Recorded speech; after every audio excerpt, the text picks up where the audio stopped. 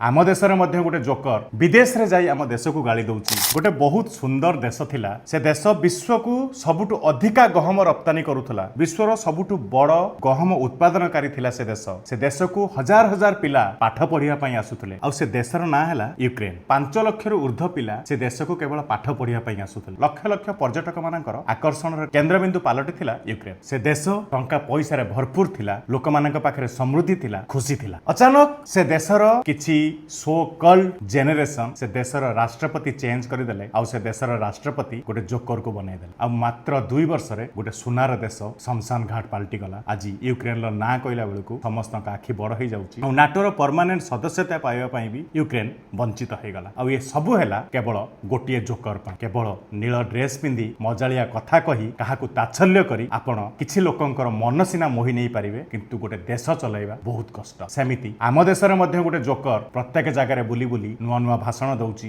विदेश रे जाई आम देश को गाली दउची। लोकन को भाबिबार अछि देश चलाइबा पई गोटे शक्तिशाली लोकर मानसिकता दरकार ना एई भली जोकर मानकर चिंता आपण माने करंतु। मतामत आपण माने मते देबे। से जोकर रो नाटा कमेंट बॉक्स रे देबे। नमस्कार, जय श्री राम।